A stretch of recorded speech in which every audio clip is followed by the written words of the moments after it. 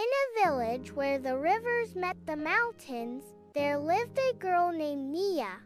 She was only 10, but she had the heart of a lion and the mind of a 100-year-old tree. The elders called her the Firefly because though she was small, she lit up every room with her curiosity and courage. One day, her grandmother fell ill. The village healer tried every herb, every root, but nothing worked. So Nia remembered a story told in whispers around campfires, the story of the pool of wisdom and healing, hidden deep within the heart of the forest of 1,000 echoes. Only the brave and pure of heart could find it, for the forest tested every step with riddles and shadows.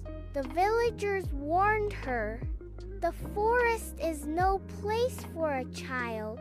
But Nia, with her little satchel and her bright eyes, said, "If it means I can save Grandma, then I'll go."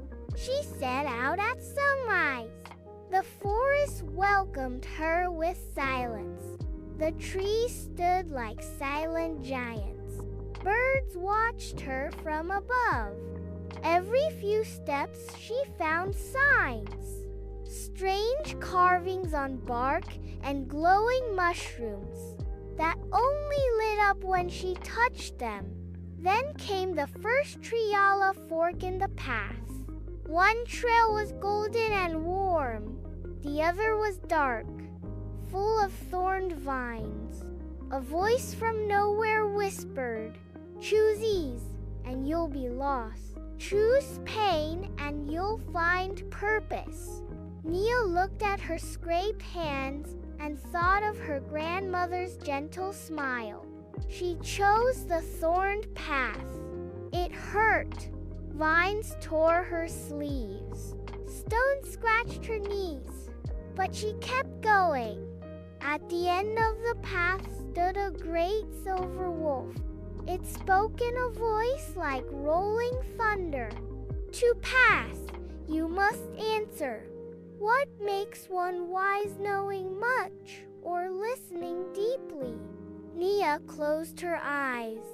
She thought of her grandmother's stories, how she always listened before she spoke. She said, "Listening, because only then do we truly learn." The wolf bowed and disappeared, leaving behind a bridge made of moonlight.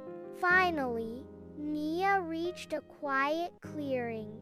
At its center was the pool, still, glowing and ancient. The water shimmered like starlight. She knelt beside it and whispered, "Please heal my grandmother."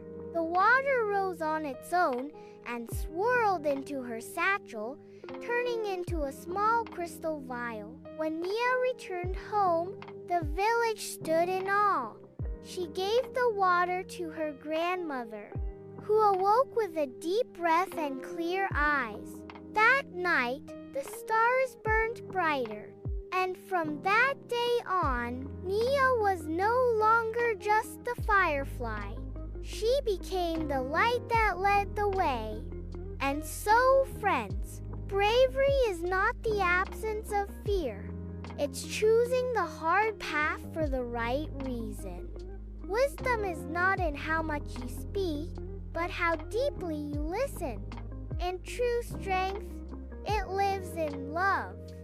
Thank you for listening to this tale from Little Light Stories Hub, where every little light shines with big courage and even bigger heart. Don't forget to like, subscribe, and share this story with someone who needs a little light today. Until next time, keep your wonder bright and your heart brave.